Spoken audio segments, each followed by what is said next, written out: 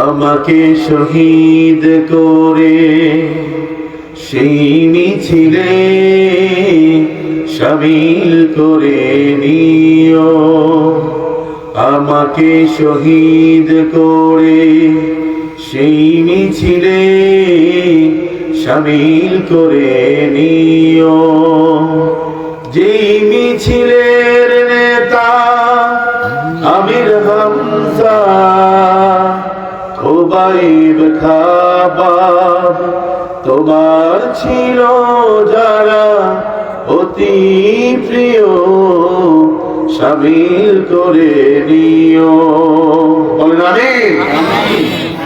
সিলেটের মানুষগুলো ধর্মপ্রিয়, ইসলাম প্রিয়, এবং এই সিলেট থেকেই ইসলামের বিজয় সূচিত হয়েছে, ঠিক কিনা?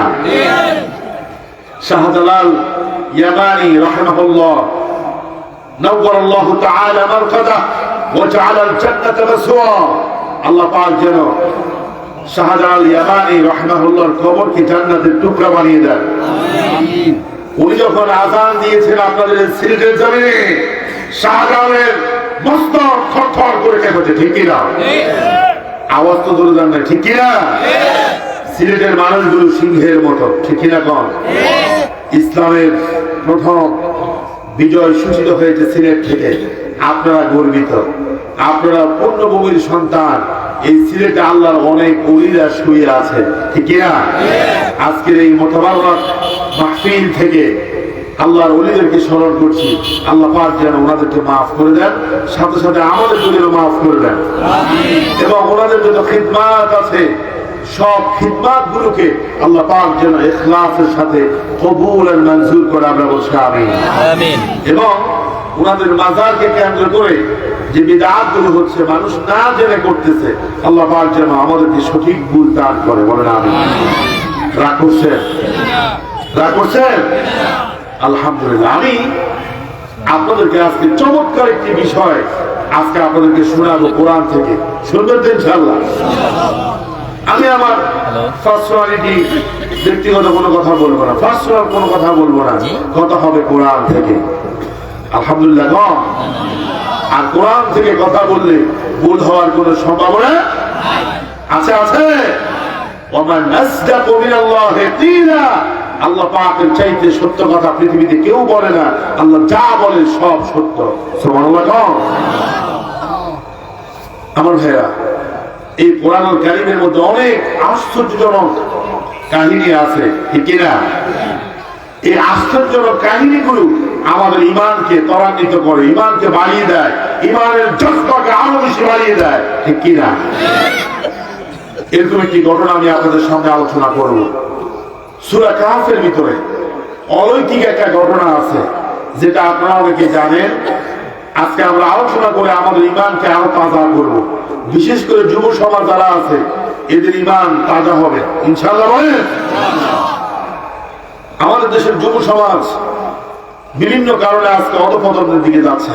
যদি যুব সমাজ আজকের আলোচনা থেকে শিক্ষা নেয়, ইনশাআল্লাহ আমি বলি এই সমাজের, এই এলাকা এক একটা যুবক হবে আলী রাদিয়াল্লাহু তাআলা আনহুর মতো, ঠিক কিনা?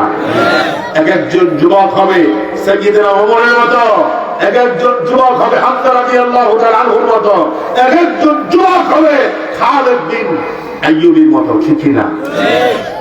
আমার ভাইরা, নবী করিম সাল্লাল্লাহু আলাইহি ওয়াসাল্লামকে আল্লাহ সুবহানাহু ওয়া তাআলা 40 বছর বয়সে নবুয়ত দিয়েছে। কয় বছর?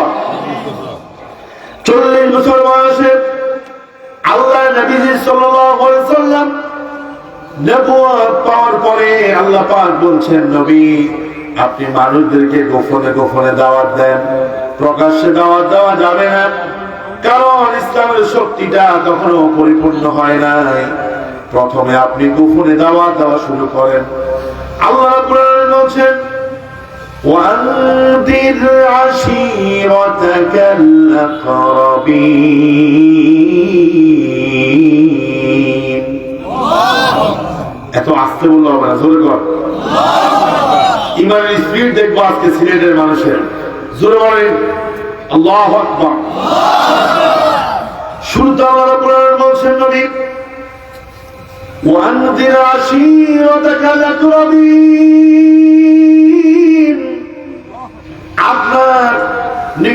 নিকটতম যারা আছে তাদেরকে আপনি আমি আল্লাহর ভয় দেখান। ও আনফুসাকুম ওয়া আহলিকুম নারা, আপনি জাহান্নাম থেকে বাঁচেন, আপনার উম্মতকে বলেন তারাও যেন জাহান্নাম থেকে বাঁচার চেষ্টা করে এবং পরিবারকে যেন জাহান্নামের আগুন থেকে বাঁচানোর চেষ্টা করে। ওয়ালার কাজ, আমার সাথে একটু কথা বলা লাগে, বলেন ওয়ালার কাজ। আল্লাহ রাসূল 3 বছর গোপনে গোপনে দাওয়াত দিলেন। কয় বছর? 3 বছর গোপনে দাওয়াত দিলেন। সাহাবীর সংখ্যা হয়েছে 60 জন। কয়জন? এই 60 জনের মধ্যে 34 জন হলো পুরুষ, 12 জন হলো নারী, 14 জন হলো গোলাম। এই 60 জন 3 বছরের মেহনতের কারণে ইসলাম গ্রহণ করেছে। 3 বছর পরে আল্লাহ সুবহানাহু ওয়া তাআলা বলছেন, নবী এখন আর গোপনে দাওয়াত দেওয়ার সময় নেই, এখন আর গোপনে ইসলামের কথা বলার সময় নেই। ফাসদা বিমা তুমার ওয়া আ'রিদ আনিল মুশরিকিন।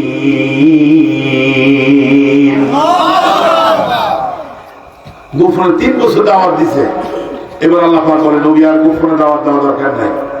জুলুম হোক, নির্যাতন হোক, মায়ের আসুক, যা হোক, গোপনে আর দাওয়াত দেওয়া যাবে না, এবার উপরে দাওয়াত দেন। আল্লাহু আকবার।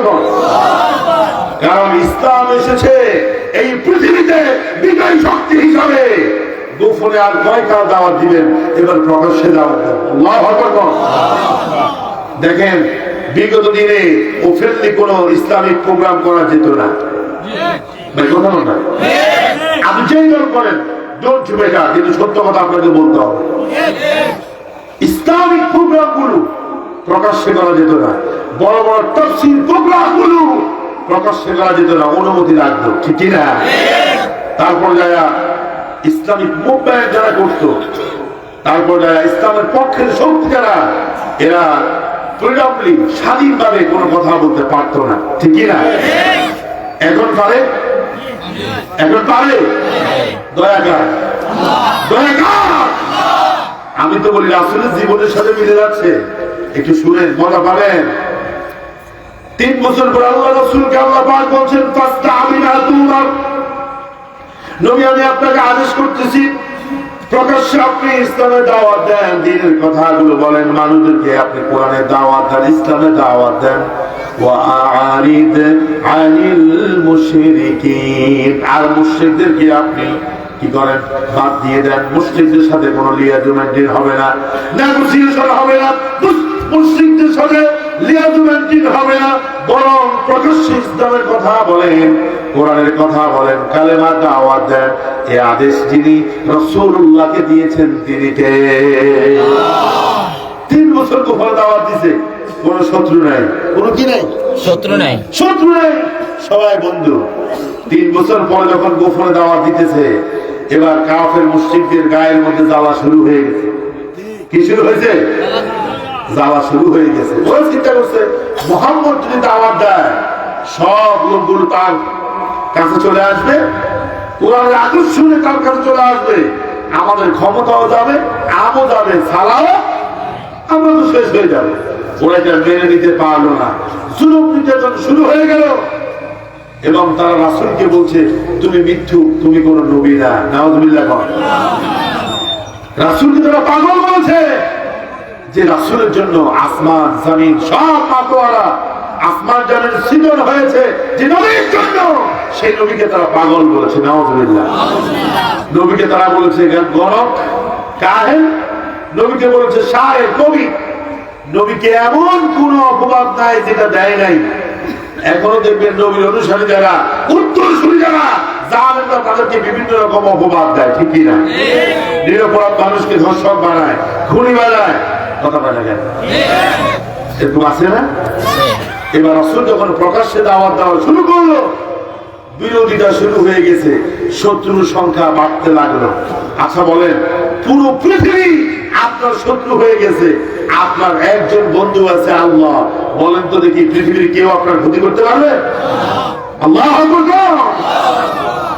আমার আল্লাহ যার সাথে আছে, enough is enough, enough is enough, তার জন্য যথেষ্ট। পৃথিবীর সবাই যদি সত্য হয়, আল্লাহ যদি আমার সাথে থাকে, কেউ থাকা লাগবে না। হাসবি আল্লাহ, হাসবি আল্লাহ, হাসবি আল্লাহ, আমার আল্লাহ আমার জন্য যথেষ্ট। সুবহানাল্লাহ। ইব্রাহিম আলাইহিস সালামকে যখন আগুনে ফেলছে, জিবরাইল এসে বলতেছে, ইয়া মুহাম্মদ আলাইসা লাকা নুসরান, তোমার জন্য কোনো সাহায্য দরকার আছে? কি সাহায্য করতে পারি? ইব্রাহিম আলাইহিস সালাম বলছেন, হাসবুনাল্লাহু ওয়া নি'মাল ওয়াকিল, নি'মাল মাওলা ওয়া নি'মান নাসির। আরে তুমি কেন আমার সাহায্য করবা? হাসবুনাল্লাহ, আমার জন্য তো আল্লাহ যথেষ্ট। সুবহানাল্লাহ। ওয়া নি'মাল ওয়াকিল, আমার উত্তম বন্ধু, অভিভাবক, গার্ডিয়ান তো আমার আল্লাহ আছে। তোমাকে লাগবে কেন? সুবহানাল্লাহ। নি'মাল মাওলা ওয়া নি'মান নাসির। সুবহানাল্লাহ। কোন ভাই, আল্লাহ চাইতে উত্তম অভিভাবক পৃথিবীতে আর কেউ আছে? আপনার মনে হয় আমার বলে রাগ করছো? জোর করবে কেন? আল্লাহ চাইতে উত্তম গার্ডিয়ান, অভিভাবক, বন্ধু পৃথিবীতে কি আর কেউ আছে? আল্লাহ চাইতে উত্তম সাহায্যকারী কি পৃথিবীতে আর কেউ আছে? এই জন্য সবসময় সাহায্য চাইবেন কার কাছে? জোরে বলেন, কার কাছে? এবার আল্লাহ নবী যখন দাওয়াত দেওয়া শুরু করলেন, দিন দিন শত্রুর সংখ্যা বাড়তে লাগলো। নবীজি কোনো পরোয়া করলেন না, বরং তিনি ডাকলেন কার দিকে? আল্লাহ নামটা জোরে বলেন না, কার দিকে? আল্লাহ রাসূল বললেন, কুলু লা ইলাহা ইল্লাল্লাহু তুফলিহুন, তোমরা বলো আল্লাহ ছাড়া কোনো ইলাহা নাই, তাহলে তোমাদেরকে যিনি সফল বানায়া দিবেন তিনি কে? আর জোরে বলেন না, তিনি কে?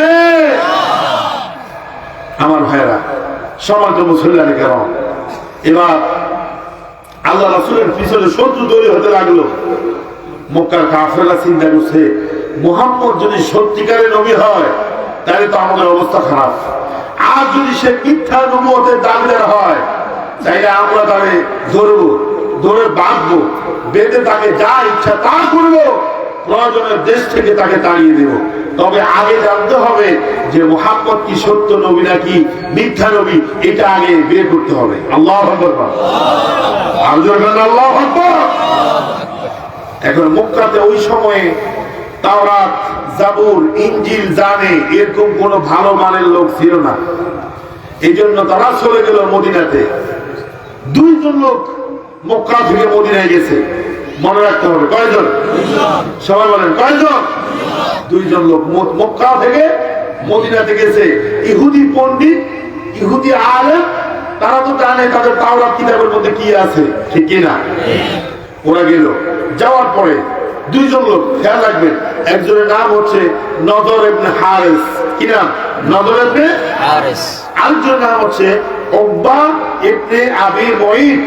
উকবা ইবনে আবি মুঈত। এই দুইজন লোক চলে গেল মদিনাতে। যা বলছে, আমাদের মক্কাতে একজন নবুয়তের দাবিদার, তার নাম হচ্ছে মুহাম্মদ সাল্লাল্লাহু আলাইহি ওয়াসাল্লাম। বলেন সাল্লাল্লাহু আলাইহি ওয়াসাল্লাম। ওরা তো রাসূলকে সাল্লাল্লাহু আলাইহি ওয়াসাল্লাম বলে না, আমরা কিন্তু বলতে হবে সাল্লাল্লাহু আলাইহি ওয়াসাল্লাম। তার বাবার নাম হচ্ছে আব্দুল্লাহ, মায়ের নাম হচ্ছে আমিনা। এভাবে পরিচয় দিল। দেওয়ার পরে তাওরাতের পণ্ডিত যারা, ওরা বলছে, শুনো, তোমরা যেভাবে বলছো আমাদের কাছে মনে হয় তিনি একজন সত্য নবী। সুবহানাল্লাহ। লা রাইবা ফীহি লা শাক্কা ফীহি, কোন সন্দেহ আমরা দেখি না। তারপরেও তোমরা যেহেতু সন্দেহ করতেছ, তাকে তোমরা তিনটা প্রশ্ন করবা। কয়টা? তিনটা। জোর বলেন, কয়টা? তিনটা।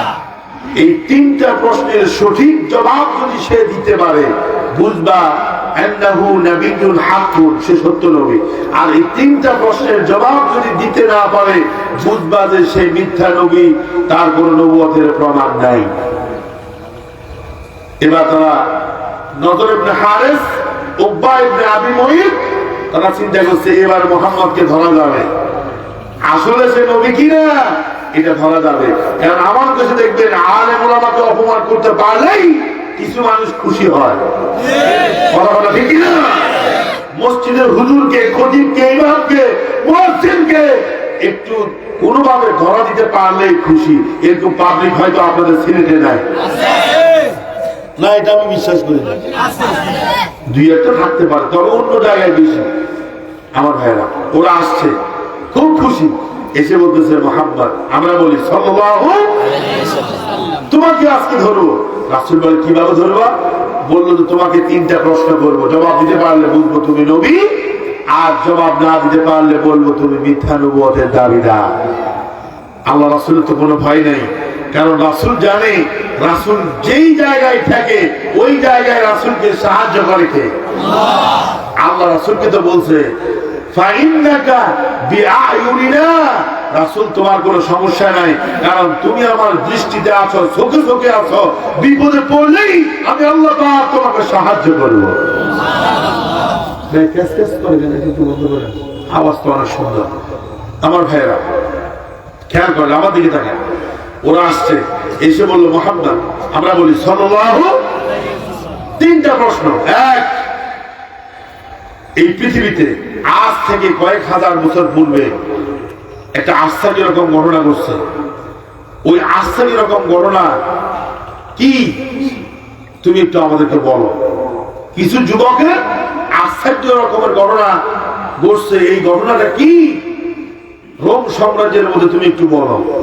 দুই, এই পৃথিবীতে মাশরিক থেকে মাগরিব অর্থাৎ পূর্ব থেকে পশ্চিম পর্যন্ত একজন মুসলমান বাদশাহ সে সফর করেছে, তার নাম কি? নাম্বার 3, রূহ কি? এই তিনটা প্রশ্নের জবাব দিতে পারলে আমরা মনে করব তুমি নবী। আচ্ছা কর, রাসূল কি নিজে থেকে কোনো কথা বলতো? সবাই কোন নাই বলতো? মা ইয়াতিকু আনিল হাওয়া ইন হুয়া ইল্লা ওয়াহয়ুন ইউহা। আল্লাহু আকবার। রাসূল নিজ থেকে একটা স্পিচ বলতেন না যতক্ষণ না ওহী নাযিল না হতো। সুবহানাল্লাহ। রাসূলকে শুনো, আমি তোমাদেরকে কি বলবো এই বিষয়ে তো আমি গায়েব জানি না। রাসূল কি গায়েব জানে? ভাই জোরে বলেন, গায়েব জানে? এটাও ইমানের একটা প্রশ্ন, আকীদার প্রশ্ন। এখন রাসূল বলে আমি ওহী নাযিল হওয়ার পরে তোমাদেরকে বিষয়টা জানিয়ে দিব, যাও আগামীকালকে তোমাদেরকে জানিয়ে দিব। কিন্তু রাসূল সাল্লাল্লাহু আলাইহি সাল্লাম ইনশাআল্লাহ বলতে ভুলে গেছে, ঠিক কি না? আমরা মানুষ না, নাসিয়ন থেকে ইনসান, আমরা মাঝে মধ্যে ভুলে যাই, এই জন্য তো আমরা ইনসান, ঠিক কি না? রাসূল বলছে ঠিক আছে আগামীকালকে আসবা, কারণ রাসূল সাল্লাল্লাহু আলাইহি সাল্লাম তো জানে জিবরাইল প্রতিদিন আসে রাসূলের কাছে ওহী নিয়ে আসে। জিবরাইলকে বললে জিবরাইল আল্লাহর পক্ষ থেকে ওহী বলে দিবে, আর রাসূল তাদেরকে উত্তরটা জানিয়ে দিবে। দেখেন রাসূল সাল্লাল্লাহু আলাইহি ওয়াসাল্লাম কিন্তু ইনশাআল্লাহ বলেন নাই। এখান থেকে শিখেন সামনে কোনো কিছু হবে এটা বলার সময় কি বলতে হবে? কি বলতে হবে? ইনশাআল্লাহ। রাসূল সাল্লাল্লাহু আলাইহি ওয়াসাল্লাম কিন্তু ইনশাআল্লাহ বলেন নাই। দেখেন আল্লাহ কিন্তু রাসূল সাল্লাল্লাহু আলাইহি ওয়াসাল্লাম ইনশাআল্লাহ না বলার কারণে ওহীর দরজা বন্ধ করে দিয়েছে। 15 ইয়ামান, একদিন দুই দিন না, 15 দিন রাসূলের কাছে ওহী আসে না। এখন কাফের মুশরিকরা খাইছে ধরা। ওই বললাম না হুজুরদেরকে আটকাইতে পারলেই অনেকে খুশি। খাইছে ধরা, মুহাম্মদ তো আমাদের প্রশ্নের জবাব দিতে পারতেছে না, 14 দিন যাচ্ছে, 15 দিন চলে যাচ্ছে, কই মুহাম্মদ সাল্লাল্লাহু আলাইহি ওয়াসাল্লাম যদি সত্য নবী হতো তাহলে তো আমাদের প্রশ্নের জবাবগুলো দিত। এবার আল্লাহ তাআলা সূরা আল কাহফ নাযিল করলেন। এই সূরা নাযিল করার সময় হাদিসের ভিতরে এসেছে 70,000 ফেরেশতা জিবরাইলের সাথে এই পৃথিবীতে এসেছে। আল্লাহু আকবার। কত হাজার? 70,000। সুবহানাল্লাহ বলতে মন চায় না ভাই? 15 দিন পরে রাসূলের কাছে ওহী নাযিল হচ্ছে সূরা কাহফ। রাষ্ট্রীয় কার্ড দিয়ে যেরকম কোন বিশেষ অতিথিকে আনা হয়, 70,000 ফেরেশতাকে সাথে নিয়ে জিবরাইল আলাইহিস সালাম সূরা কাহফ নিয়ে আসলে কার পক্ষ থেকে? সেই সূরা কাহফের মধ্যে দুইটা প্রশ্নের উত্তর, আর সূরা বনী ইসরাঈলের মধ্যে রূহ কি জিনিস, এই দুইটা সূরার মধ্যে আল্লাহ পাক কাফের মুশরিকদের তিনটা প্রশ্নের জবাব দিয়ে দিয়েছে। আল্লাহু আকবার। যেহেতু আজকে আমরা একটা বিষয় নিয়ে আলোচনা করব, বাকি দুটো আমি বলবো না, তবে উত্তর বলে দিচ্ছি। রূহ কি? আল্লাহ বলছে যে সালুনাকা আনির রূহ, মানুষরা আপনাকে জিজ্ঞাসা করবে রূহ কি জিনিস। হে রাসূল কুলির রূহু মিন আমরি রাব্বি, আপনি বলেন রূহ হচ্ছে আল্লাহর একটা আদেশ। সুবহানাল্লাহ। আল্লাহ যখন বলে তখন এটা আমাদের দেহের ভিতরে ঢুকে। আবার আল্লাহ যখন বলে ইরজিই, রূহটা আমার কাছে ফিরে আসো, তখন রূহটা আল্লাহর কাছে ফিরে আসে। রূহ কি কেউ কখনো দেখছে? আমেরিকার বিজ্ঞানীরা তারা অনেক কিছু আবিষ্কার করছে, কথা কথা বিমান আবিষ্কার করছে, মোবাইল, ইন্টারনেট, কত আশ্চর্যজনক জিনিস আবিষ্কার করছে। ওরা কয় মানুষের দেহের ভিতরে কোথায় রূহ থাকে এটা আমরা বের করব, আর রূহের ওজন কত এটাও আমরা বের করব। আচ্ছা কন সবকিছু কি সম্ভব? এই যে বাইরে কথা বলতেছেন না, জোরে বলেন সবকিছু কি সম্ভব? আমি আগেই বলছি যদি আপনারা কথা বলেন চমৎকার একটা আলোচনা শুনবেন, আর যদি চুপ থাকেন আমার মনটা খারাপ হবে, আলোচনা আসবে না। জোরে বলেন কথা বলতে রাজি আছেন? এই যে একজন উঠছে, উঠে যাবেন, ওনাকে বসাই না, একজন উঠলেই ঝামেলা। কই যাচ্ছে উনি? কারো কথা শুনতেছেন, হাঁটতেছেন। আচ্ছা জরুরত আমরা ছুটি দিচ্ছি, আবার আসবে ইনশাআল্লাহ। কম এটাও একটা ডিস্টার্ব হয়। দেখেন রূহটা কার আদেশ? কার? এই যে এখানে বসে আছেন, সকালবেলা হয়তো আল্লাহ না করুক মাইকে এলান হবে অমুক বাড়ির অমুক সাহেব গতকাল রাত 3টা 20 মিনিটের সময় ইন্তেকাল ফরমায় আছে, ইন্না লিল্লাহি ওয়া ইন্না ইলাইহি। ওই দিন আমি ফেনীতে একটা মাহফিল করছিলাম লক্ষ্মীপুরের পাশে। যেই মাঠে আমরা ওয়াজ করেছি সেই মাঠে একজনের জানাজা পড়ছি। কিছুক্ষণ আগে লোকটা ভালো ছিল, হার্ট অ্যাটাক করে সাথে সাথে মারা গেছে। এরকম হতে পারে না? এখন বিজ্ঞানীরা কয় রূহ কি এটা আমরা বাইর করে ছাড়বো। আল্লাহ কয় না, এটা আমার আদেশ। যেটা আমার আদেশ সেটা পৃথিবীর কোনো মানুষ বের করতে পারে না। সুবহানাল্লাহ। 10 বছর গবেষণা করে আমেরিকা বিজ্ঞানীরা একটা কাঁচের কি বানালো, বক্স বানাইছে। তাদের উদ্দেশ্য হচ্ছে রূহ কি এটা তারা ধরবে। একটা মেশিন বানাইছে তারা।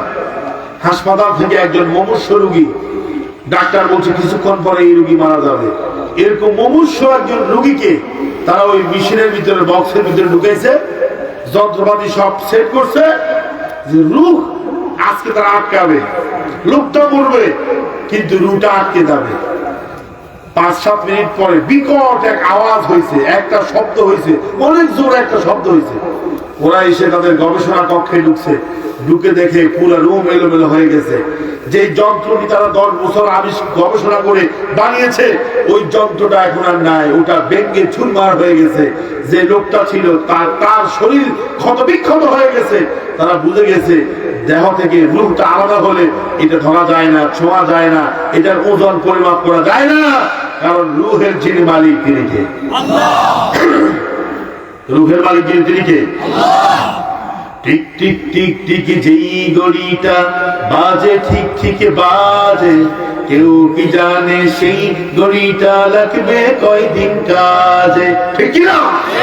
টিক টিক টিক টিক যেই গড়িটা বাজে ঠিক ঠিক বাজে, কেউ কি জানে সেই গড়িটা লাগবে কয়দিন কাজে, ঠিক না?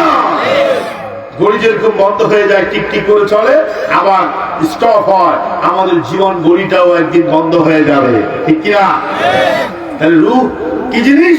আল্লাহর আদেশ। আল্লাহ যখন বলছে, অর্ডার করছে, আমাদের দেহের ভিতরে রূহ ঢুকছে। আবার যখন বলছে রূহ ইনজিই, ফিরে আসো, রূহটা চলে গেছে আল্লাহর কাছে, ঠিক কিনা? এরপর আরেকটা প্রশ্ন ছিল, পৃথিবীর পূর্ব থেকে পশ্চিম পর্যন্ত একজন বাদশাহ সফর করছে, তার নাম কি? বাদশাহ জুলকারনাইন। বলেন বাদশাহ জুলকারনাইন। মুসলমানদের 2 জন বাদশাহ ছিল, একজন হচ্ছে বাদশাহ জুলকারনাইন, আরেকজন হচ্ছে বাদশাহ সুলাইমান, যিনি জিনের পিঠের উপরে ভর করে যেখানে ইচ্ছা সেখানে যেতেন। সুবহানাল্লাহ। খারাপ লাগতেছে? খারাপ লাগতেছে? দোয়া করে দিব? হবে। হ্যাঁ ইনশাআল্লাহ। এবার আসেন প্রথম যে প্রশ্ন, ওই দুইটা প্রশ্নের উত্তর বলে দিচ্ছি, বিস্তারিত বলবো না, সময় নেই। এটা গুরুত্বপূর্ণ।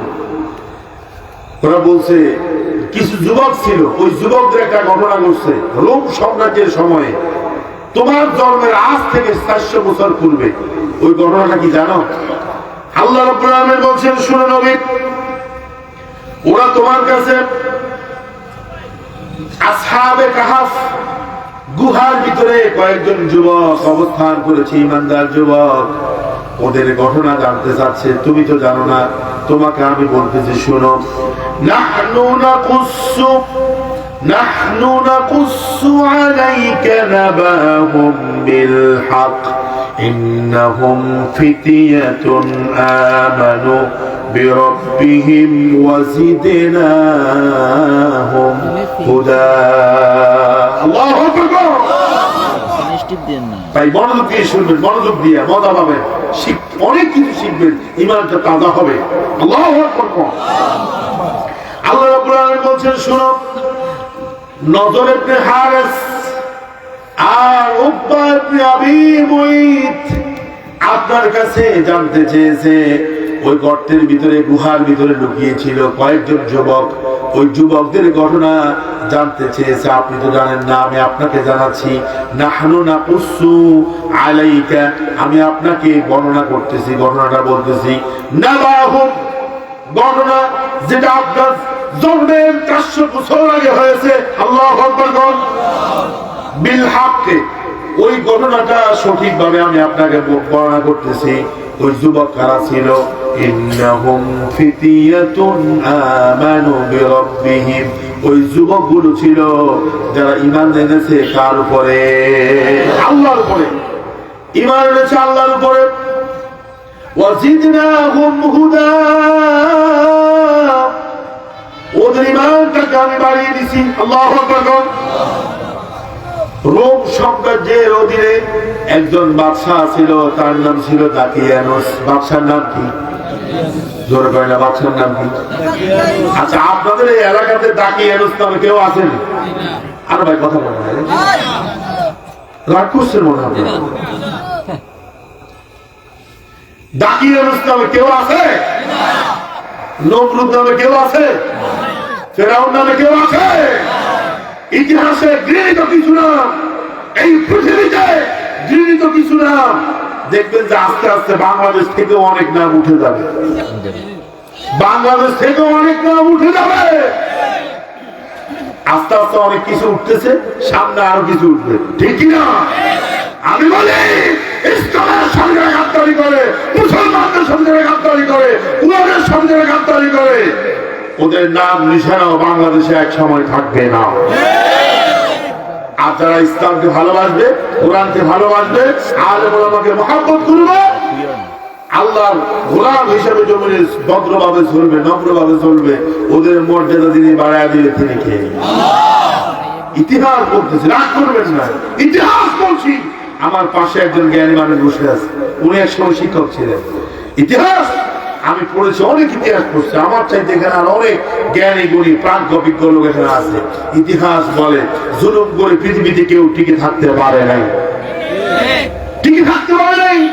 আর যারা ইসলামের পক্ষে ছিল, কথা বলেছে, আল্লাহর জন্য নিবেদিত প্রাণ ছিল, আল্লাহ এদের সম্মানকে রাসূলকেও মর্যাদা বাড়িয়ে দিয়েছে। রাসূলের উম্মত অনুসারীদের মর্যাদা বাড়িয়ে দিবে কে? আমার ভাইয়েরা আসেন, বলতেছি না, ওই যুবকদের ঘটনা করতেছি, ঈমান তাজা হবে। বাদশার নাম ছিল দাকিয়ানুস, সে ছিল মুশরিক। কি ছিল? মুশরিক, শিরক করত। শুধু নিজে মুশরিক ছিল না, ক্ষমতার জোরে তার এলাকার মানুষদেরকে সে মূর্তি পূজা করতে বাধ্য করত। আচ্ছা বলেন, ইসলাম কি কাউকে জোর করে মুসলমান বানানোর জন্য বলছে? ভাই জোরে বলেন, বানানোর জন্য বলছে? আমি জানি না আপনাদের এই অঞ্চলে বা এই এলাকাতে আশপাশে হিন্দু আছে কিনা। কোন হিন্দুকে জোর করে কি আমরা মুসলমান বানাইছি? লা ইকরাহা ফিদ দ্বীন, দ্বীনের মধ্যে কোনো বাড়াবাড়ি নাই। ইসলাম বলে না যে একজন হিন্দু ভাইকে একজন হিন্দু বোনকে ধরে আপনি মুসলমান বানান, ইসলাম বলে না। আপনার আচরণ দেখে, আপনার চলাফেরা দেখে, আপনার ইবাদত দেখে, আপনার ধর্ম বিরোধী দেখে, আল্লাহ বিরোধী দেখে তারাই আপনাকে বলবে যে আমিও তোমাদের মতো মুসলমান হতে চাই। সুবহানাল্লাহ, আল্লাহ, এটাই ইসলাম। এখন দাকিয়ানুস সে খারাপ ছিল, মুশরিক ছিল, এলাকার যত তার রাজত্বের ব্যবসায়ের ওই জনগণ যা ছিল সবাইকে জোর করে বাধ্যতামূলক করতো যে তোমরা মূর্তি পূজা করতেই হবে, নতুবা তোমাদেরকে থাকতে দেব না, ফাঁসি দড়িতে ঝুলিয়ে দিব। অর্থাৎ জোর তার মূল্য তা, ঠিক না? আমাদের দেশেও আছে, জোর করে বাধ্য করে অনেক কিছু করা হতো। সামনে এরকম হইতে পারে জোর করে কাউকে দিয়ে কোনো কিছু করানো ঠিক না। আল্লাহ বলছে লা ইউকাল্লিফুল্লাহু নাফসান ইল্লা উসআহা, আল্লাহ সাধ্যের বাহিরে কাউকে কোনো কিছু ছাপায়া দেয় না। সুবহানাল্লাহ বলেন না? আল্লাহ সাধ্যের বাহিরে কাউকে কোনো কিছু ছাপিয়ে দেয়নি। এখন সে কি করলো? জোর করে ছাপায়া দিল যে আমার দেশে থাকতে হলে মূর্তি পূজা করতে হবে। একবার রোম সাম্রাজ্যের অধীনে যে দাকিয়ানুস প্রেসিডেন্ট বাদশাহ, সে একটা আয়োজন করলো। ওই আয়োজনের মধ্যে ডাক ঢোল ফিটাইয়া মূর্তির সামনে সবাই মাথা নত করতেছে। আচ্ছা বলেন, এই কপালটা বানাইছে কে? কপাল হাত দেন, সবাই হাত দেন। এই কপালটা বানাইছে কে? দেখেন, এই কপালটা কেবলমাত্র শুধুমাত্র একমাত্র একজনের সামনে নত হবে, তিনি কে? আল্লাহ ছাড়া কারো সামনে মাথা নত হতে পারে না। এই মাথার কিন্তু অনেক দাম। ইব্রাহিম আলাইহিস সালামকে বলছে, দেখেন ইব্রাহিম আলাইহিস সালাম ছিল একলা, আর গোটা সমাজের সবাই ছিল মূর্তি পূজক। এমনকি তার বাবা আজর, সেও ছিল মূর্তি পূজক। আগুনের মধ্যে যখন নমরুদ ইব্রাহিম আলাইহিস সালামকে ফেলছে, ওই যে সরকার, হ্যাঁ, ওই সরকার মধ্যে যিনি রশি টানছে, ওই রশি টানার মধ্যে ইব্রাহিম আলাইহিস সালামের বাবাও ছিল। বাবা কেমন ছেলে আগুনের মধ্যে ফেলে, এর চাইতে খারাপ লোক কি হতে পারে? না। ইসলামের কারণে বাবা শত্রু হয়ে গেছে, সমাজের সবাই শত্রু হয়ে গেছে। ইব্রাহিম আলাইহিস সালামকে বলতেছে, তোমারে বলি তুমি সর্বশেষ বলো আমাদের সামনে মূর্তি, আমাদের মূর্তিগুলোর সামনে মাথা নত করবে কিনা একটু বলো। ইব্রাহিম আলাইহিস সালাম কি মাথা নত করছে? বরং তিনি বলছেন ইন্নী বারিয়ুম মিম্মা তুশরিকুন, তোমরা যে শিরক করো, মূর্তির সামনে মাথা নত করো, আমি ইব্রাহিম কিন্তু তোমাদের মতো মাথা নত করব না। ইন্নী বারিয়ুম মিম্মা তুশরিকুন, তোমরা যে শিরক করো এই শিরক থেকে আমি মুক্ত। আল্লাহু আকবার। তিনি বলছে ইন্নী ওয়াজহাতু ওয়াজহিয়া লিল্লাযী ফাতারাস সামাওয়াতি ওয়াল আরদা হানিফাও ওয়া মা আনা মিনাল মুশরিকিন। জোরকান আল্লাহু আকবার। কি মজার কথা! তিনি বলছেন ইন্নী, নিশ্চয় আমি ওয়াজহাতু ওয়াজহিয়া লিল্লাযী ফাতারাস সামাওয়াতি ওয়াল আরদা, আমি আমার এই চেহারাকে, এই কপালকে একজনের জন্য একজনের দিকে ফিরাইছি, তিনি হচ্ছেন আসমান এবং জমিনের মালিক। যুব সমাজ, আমার কাছে ভালো লাগতেছে, আজকে অনেক যুবকরা বসে আছে, কোরআন প্রেমিক যুবকরা বসে আছে। আল্লাহ, তোমাকে সাক্ষী রেখে বলছি, এই যুবকদেরকে এই সমাজের নেতৃত্ব দানকারী বানায় দাও। বলেন আমিন। এদেরকে জমানার খালেদ ওমর বানায় দাও। বলেন আমিন। তিনি নমরুদের সামনে মাথা নত করলেন না, মূর্তির সামনে মাথা নত করলেন না, এই জন্য আগুনে ফেলছে। আচ্ছা বলেন তো, আগুন কি জ্বলাইতে পারছে? আমি বলি, এখনো যদি কেউ আল্লাহর জন্য ইখলাসের সাথে ঈমানের উপরে, ইসলামের উপরে টিকে থাকতে পারে, জালিমরা তার কোনো ক্ষতি করতে পারবে না। কথা বলতে হবে, ঠিক কিনা? এবার বাদশাহ একটা আয়োজন করছে, মনোযোগ আছে তো আপনাদের? আয়োজন করছে, ওই আয়োজনের মধ্যে ডাক ঢোল ফিটায় আসে, মূর্তি পূজার আয়োজন করছে। এক যুবক দাঁড়িয়ে গেছে, দেখে যে তার সাথে আর কেউ নাই। সে চিন্তা করছে, কেউ না থাকুক, আমার সাথে কেউ না থাকুক, আমি একলাই এই শিরকি কাজগুলো বর্জন করছি, আমি সহ্য করতে পারবো না, আমি এগুলো সহ্য করতে পারবো না।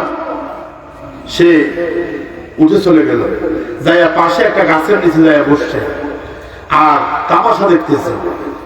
ওই যুবক একলা গেছে। এই জন্য আমি বলি, যুবক, এই সমাজের মধ্যে কেউ ইসলাম মানে না, কেউ কোরআন মানে না, কেউ দিন মানে না, তুমি একলা মানো। তোমাকে আল্লাহ তাআলা আসহাবে কাফের যুবকদের মতো সম্মানিত করবে ইনশাআল্লাহ। একজন বেশি দরকার নাই, তুমি একজন আলাদা হও, সমাজের নোংরামি থেকে আলাদা হও, তোমাকে দেখে আরো কয়েকজন দাঁড়িয়ে যাবে, ঠিক কিনা? যুগ জামানা পাল্টে দিতে চায় না অনেকজন, একজনে আনতে পারে জাতির জাগরণ, ঠিক কিনা? যুবকটা চলে গেছে, দায়া একটা গাছের নিচে বসে গেছে। কিছুক্ষণ পরে আরেকজন গেছে। কয়জন হয়েছে? কিছুক্ষণ পরে আরেকজন গেছে। কয়জন হয়েছে? এভাবে যাইতে যাইতে 7 জন হয়েছে। আল্লাহু আকবার। কয়জন হয়েছে? 7 জন। কিন্তু কেউ কারোর সাথে কথা বলে না। কোন বিষয়ে বলবে? কারণ পরিবেশ পরিস্থিতি খারাপ, ঠিক কিনা? আমরা কোথাও গেলে যদি বসি কথা বলি, কথা বলতে ডর লাগে, কে কি এটা তো বুঝি না, ঠিক না? চুপ করে থাকি, কথা বলি না, জিজ্ঞাসা করতে বলি না। কারণ অনেকে আছে আবার গোয়েন্দাগিরিও করে, ঠিক না? এই জন্য অপরিচিত কোথাও দোকানে গেলে, হোটেলে গেলে অথবা জরুরি প্রয়োজনে কোথাও বসলে বেশি কথা বলতে চাই না, কারণ বিপদের সম্ভাবনা আছে, ঠিক না? যুবক 7 জনের মনের উদ্দেশ্য কিন্তু এক, কিন্তু কেউ কারোর সাথে শেয়ার করে না। শেয়ার করলে যদি বিপদ হয়, কারণ বাদশা খুব গরম, বাদশা খুব জালেম, যদি কোনোভাবে টের পায় কল্লা ফেলাই দিবে। কত বড় জালেম। 7 জন বসে আছে, কেউ কারোর সাথে কথা বলে না, চুপচাপ বসে আছে। হঠাৎ করে একজনে বলতেছে, ভাই আপনি এখানে আসছেন কেন? আপনি কেন আসছেন? এখন সে সাহস করে বলে ফেলছে, এই যে মূর্তি পূজা হচ্ছে, তারপরে আল্লাহকে বাদ দিয়ে যেগুলো হচ্ছে এগুলো আমি পছন্দ করি না, এই জন্য ওখান থেকে উঠে আসছে। তো আপনি কেন আসছেন? তো আমিও তো এই জন্য আসছি। এরপরে এই করতেছে, কি আপনি কিনলে আছেন? হ্যাঁ, আমিও তো এই উদ্দেশ্যে আছি। আমার উদ্দেশ্য একটা। দেখা গেছে 7 জন যুবকের মনের উদ্দেশ্য মিলে গেছে। জোরে জোরে বলেন আল্লাহু আকবার। প্রথমে ছিল কয়জন? আরো জোরে বলেন কয়জন? এরপরে হইতে হইতে কয়জন হয়েছে? এই জন্য আমি বলি, শুনো, সমাজের কেউ ইসলাম মানে না, দিন প্রতিষ্ঠার আন্দোলন করে না, তুমি এক হয়ে দাঁড়িয়ে যাও, দেখবে তোমার সাথে হাজার হাজার যুবক দাঁড়িয়ে যাবে, ঠিক কিনা? এটাই তো ইসলাম, এটাই তো ইসলাম। সাহস করে দাঁড়িয়ে গেলে বিজয় দান করবে কে? এখন 7 জন হয়েছে, পুরা সমাজের, কওমের, রাজ্যের সবাই একদিকে, 7 জন সুবহানাল্লাহ কোন না? ইসলামের পক্ষে সংখ্যা কম, সব সময় ছিল, এখনো আছে, এখনো আছে। ইসলামের দিকে তাকালে দেখবেন মানুষ নাই। এই যে এই এলাকা থেকে মানুষ, আপনারা যারা আসছেন আলহামদুলিল্লাহ অনেক, এরা আছেন, আরো আছে। এখানে যদি আজকে গানের কনসার্ট হতো, ঢাকা থেকে শিল্পী আনা হতো, তাহলে কি মানুষের কয়জন হতো? কয়েক হাজার হতো। টিকিট দিয়েও মাঠে জায়গা দেওয়া যেত না, ঠিক না? আফসোস তাদের জন্য। আমি বলি, জান্নাতে মানুষ কম যাবে, ভিআইপি মানুষ কম, কিন্তু জায়গা বেশি। 8টা জান্নাত, আর জাহান্নাম কয়টা? লোকাল বাসের মতো। আর এটা হচ্ছে ভিআইপি বাসের মতো, সিট যতটা, মানুষও সুবহানাল্লাহ কোন না? এবার বাদশার কাছে খবর চলে গেছে, গোয়েন্দা সংস্থা কিন্তু সব জায়গায় আছে, সিআইডি, ক্রাইম ইনভেস্টিগেশন ডিপার্টমেন্ট সব জায়গায় আছে।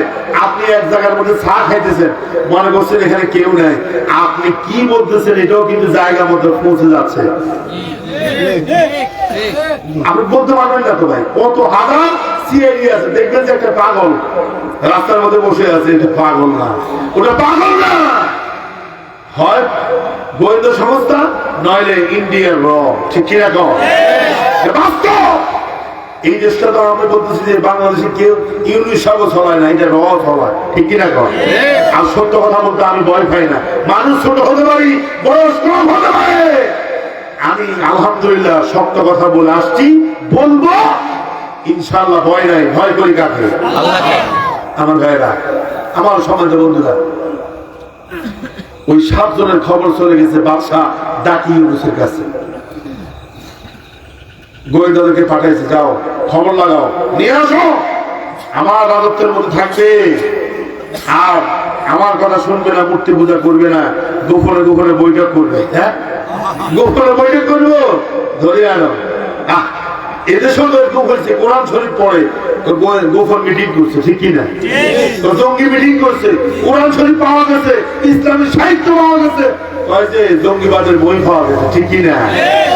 এই জন্য আমি বলি, তসলিমা নাসরিনের বই থাকলে কয় সুশীল, হুমায়ুন আহমদের বই থাকলে কয় শিক্ষাবিদ, কিন্তু কোরআন থাকলে বলতো যে জঙ্গি, ঠিক কিনা? আফসোস তাদের জন্য। এবার তাদেরকে ধরে নিয়ে আসছে বাদশাহ দরবারে। দেখেন, বাদশাহ দরবারে ধরে নিয়ে আসছে, বাদশাহ ছোট্ট করে একটা গেট বানাইছে, ছোট্ট করে। বাদশার সামনে বসে আছে, বাদশার সামনে একটা গেট বানাইছে, তোমরা সেরেক করতে নাও, তোমাদেরকে সেরেক করায় ছাড়বো। মানে মাথা মতো করে যখন ওই ছোট্ট গেট দিয়ে যখন মাথা মতো করে ঢুকবে, তখন বাদশা করবে, তোমরা তো আমার শ্রদ্ধা করে ঢুকছো, মানে সেরেক আমার শ্রদ্ধা করছো, তো শ্রদ্ধা করে তো সেরেক, মানে কেমনে সেরেক করাবে?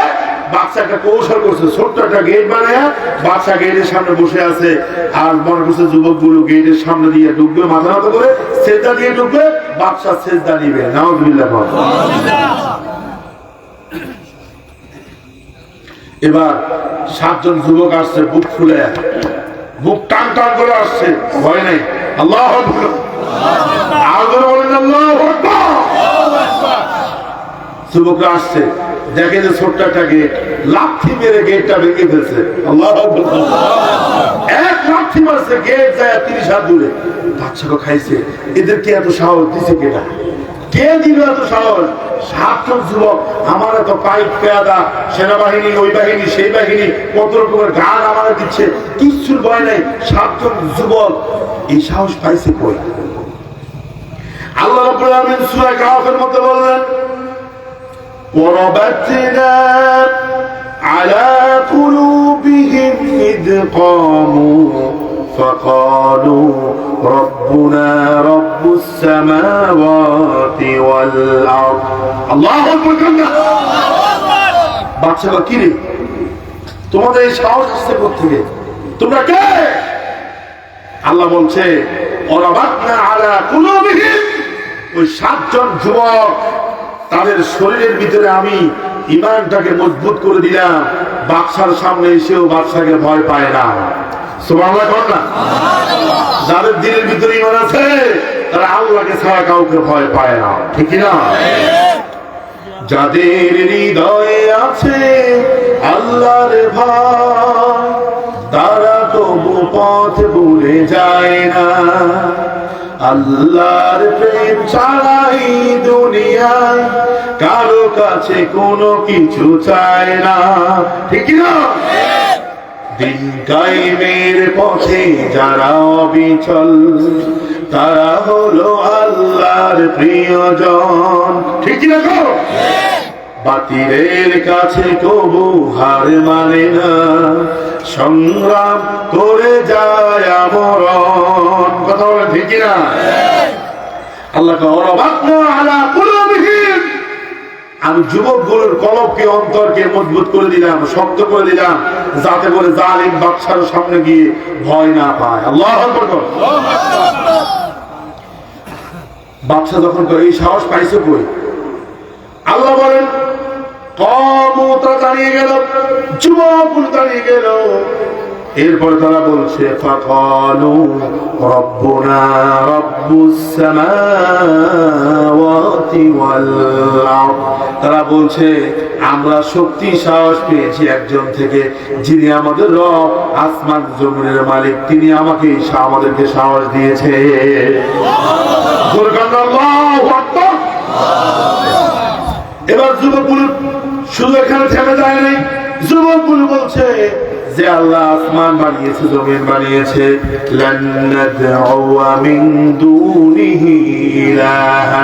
এখন যদি আল্লাহ ছাড়া কাউকে যদি আমরা আমাদের ইলাহ, আমাদের প্রভু, আমাদের রব হিসাবে ডাকি, সিজদা করি, তাহলে এটা খুব খারাপ কাজ হবে, গর্বিত কাজ হবে। একটা কথা আমরা বলি, নুন খাই যার গুণ গাই।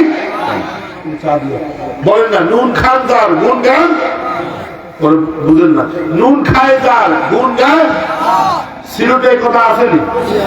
সিলেট মাছ আপনাদের কথা আসেনি কি?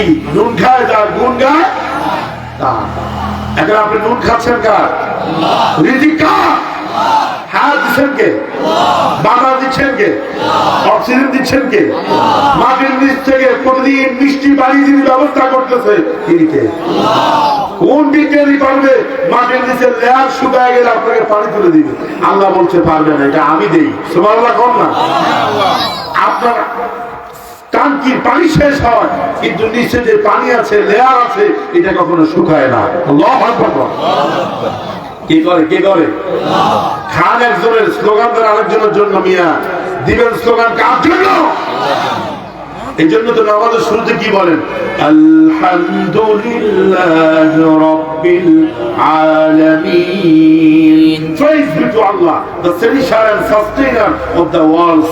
প্রশংসা করবেন তার যিনি বিশ্ব জগতের মালিক। সুবহানাল্লাহ বলেন না? সুবহানাল্লাহ। কষ্ট হচ্ছে আপনাদের? আর 10 মিনিট চলবে? মাশাআল্লাহ। আমার ভাইয়ের সম্মানে আমি কিছু বলার চেষ্টা করবো, তবে বেশি সময় না। এখন দেখেন, যুবকদেরকে, যিনি যুবকদের ইমানকে যিনি বাড়ায় দিছে তিনি কে? আল্লাহ। দেখেন, আমি বলি সমাজকে পরিবর্তন করতে হলে বেশি লোক লাগে না, কিছু লোক হলে যথেষ্ট। এবার বাদশা বলতেছে, শুনো, তোমাদের বয়স কম, আবেগ বেশি। তোমরা হয়তো আবেগের ঠেলায় বলে ফেলছো যে আমরা আল্লাহ ছাড়া কাউরে মানি না, আল্লাহর আইন চাই, সবটুকু শাসন চাই। তোমরা যে বলতেছো, শুনো, তোমরা তো এখনো ম্যাচিউরড হও নাই, তোমাদের বয়স কম। আর আমার একটা নীতি হলো, আমি আমার রাত দরবারে ডেকে এনে কাউকে হত্যা করি না। যদি তোমরা যদি প্রাপ্তবয়স্ক হতে অথবা আইন না থাকতো, তাহলে তোমাদেরকে আজকে হত্যা করতাম। ওই যে খুনের নেশা তাদের ভিতরে থাকে, ওদের চিন্তা থাকে মানুষকে হত্যা করা, ঠিক কিনা? যুবকদেরকে বলতেছে, তোমাদেরকে 3 দিন সময় দিচ্ছি। কয়দিন? ভাই কথা বলেন না একটু। কয়দিন? 3 দিন। Only 3 days। 3 দিন যাও, বাড়িতে যাও, পরিবারের সাথে যোগাযোগ করো। তোমরা কি তোমাদের ইমানের উপর থাকবা, আল্লাহর উপর স্থির থাকবা, নাকি আমার সাথে মূর্তি পূজা করবা? সময় কয়দিন? যুবকরা তো জীবন উল্টে যাবে, জীবন উল্টে যাবে। আমরা মূর্তি পূজা করবো না, যে আল্লাহকে রব মানছি ওনাকে ছাড়বো না। সুবহানাল্লাহ বলনা? আল্লাহর কথা আল্লাহু আকবার। আচ্ছা বলুন তো, আপনাদের ভিতরে কি মজবুত ঈমান প্রতিষ্ঠিত করতে পারবেন ইনশাআল্লাহ? কল্লা যাবে, ঈমান যাবে না। প্রয়োজনে কল্লা যাবে, ঈমান যাবে না। আল্লাহু আকবার। ওরা 3 জনে, ওরা 7 জনে চিন্তা করছে আমরা এই দেশেই থাকবো না, কারণ জালেমের সংখ্যা বেশি, মাজলুমের সংখ্যা কম, আমরা এই দেশেই থাকবো না, বরং ঈমান বাঁচানোর জন্য আমরা এই দেশ থেকে পালিয়ে যাবো। এবার 7 জন যুবক চিন্তা করছে আমরা এখানে থাকবো না, ঈমান বাঁচাতে হবে। তারা যাচ্ছে, পিছন দিক থেকে একটা কুকুর তাদের পিছনে যাচ্ছে। আল্লাহু আকবার। দেখেন, একটা প্রাণী, যে প্রাণী কথা বলতে পারে না, যে প্রাণী কথা বলতে পারে না, অথচ ওই প্রাণীটাও ইমানদার যুবকদেরকে সাহায্য করার জন্য তাদের পিছিয়ে পিছিয়ে যাচ্ছে। আল্লাহু আকবার। আর এই পৃথিবীতে এমন কিছু নিকৃষ্ট মানুষ আছে, ইমানের পথে যারা চলে, এদেরকে কলা কৌশলে সিস্টেমে ধরায়া দেয়, সিস্টেমে বিপদে ফেলে, সিস্টেমে তাদের নামে মামলা দিয়ে তাদেরকে কষ্ট দেয়, ঠিক কিনা? একটা রেওয়ায়াতের মধ্যে এসেছে বর্ণনা যে কোন প্রাণী জান্নাতে যাবে না, কিন্তু আসহাবে কাহাফের ওই কিতমির, ওই কুকুরটার নাম ছিল কিতমির, ওই কিতমির কুকুরটাও এই 7 জন যুবকের সাথে জান্নাতে আল্লাহ তাআলা তাদের কাঁধে ঢুকাবে। আল্লাহু আকবার। এখান থেকে শিক্ষা হচ্ছে, বহু মানুষ মুসলমান হয়েও, নামদারি মুসলমান হয়েও জান্নাতে যেতে পারবে না, অথচ একটা প্রাণীকে আল্লাহ তাআলা সম্মানিত করবে। সুবহানাল্লাহ। যুবকরা বারবার ওই কুকুরটাকে তাড়াইতেছে, তাড়াবে, বুঝলি? তাড়ানি কি, কুকুরটা আমাদের পিছিয়ে পিছিয়ে কেন? একবার ইট নিচ্ছে, একবার লাঠি নিচ্ছে, কুকুরটা যায় না, বরং কুকুরটা যেন বলতে চায় আমাকে তাড়াইও না, আমি তোমাদের সাথে আছি। সুবহানাল্লাহ। হিজরতের রাতে রাসূল সাল্লাল্লাহু আলাইহি সাল্লামকে একটা মাকড়সা বাসা করে রাসূলের মাথার উপরে একটা মাকড়সা বাসা করে রাসূলকে যেরকম সেভ করেছে, ওই কুকুরটা গুহার ভিতরে সে তার মুখটাকে বের করে দিয়ে পা দুটো সামনের দিকে দিয়ে পাহারা দিয়েছে যুবকদেরকে। আল্লাহু আকবার। জমিনে যখন মুসলমানদেরকে সাহায্য করার জন্য কেউ থাকে না, তখন আল্লাহ প্রাণীদেরকে দিয়া মুসলমানদেরকে সাহায্য করে। আল্লাহু আকবার। আমার ভাইরা, আমার মুসলমান বন্ধুরা, যুবকরা চিন্তা করছে না কুকুরটা আমাদের ক্ষতি করবে না। তারা যাচ্ছে, যেতে যেতে দেখে একটা পাহাড়। তারা চিন্তা করছে রাত হয়ে গেছে, আর কোথায় যাব? গুহার ভিতরে 7 জন যুবক ঢুকে গেল। 7 জন যুবক গুহার ভিতরে ঢুকে গেল। ঢুকে চিন্তা করলো কোথায় যাব?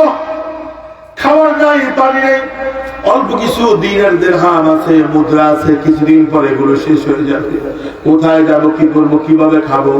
আল্লাহ পাক বলছে, إذ أوى الفتية إلى الكهف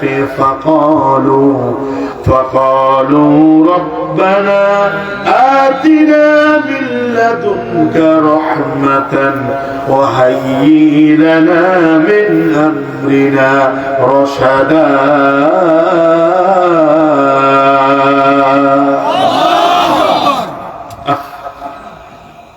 এজন্য আমি বলি ভাইরা, যখন দেখবেন যে আপনার কোনো ভরসা নাই, বাঁচার কোনো উপায় নাই, সাহায্য চাইবেন কার কাছে? আর যদি বলেন কার কাছে? পৃথিবীর মানুষের সাহায্য যেখানে শেষ হয়, আমার আল্লাহর সাহায্য সেখান থেকে শুরু হয়ে যায়। সুবহানাল্লাহ। আর জোরে করেন না সুবহানাল্লাহ। যেখানে পৃথিবীর মানুষের সাহায্য করার স্টেশন শেষ, ওখান থেকে আল্লাহর সাহায্য শুরু হয়। সুবহানাল্লাহ। যুবকগুলো গুহার ভিতরে ঢুকছে, ঢুকে এবার কি বলতেছে? ফাকালু, তারা বলল, রব্বানা, হে আমাদের রব। রবকে? রবকে?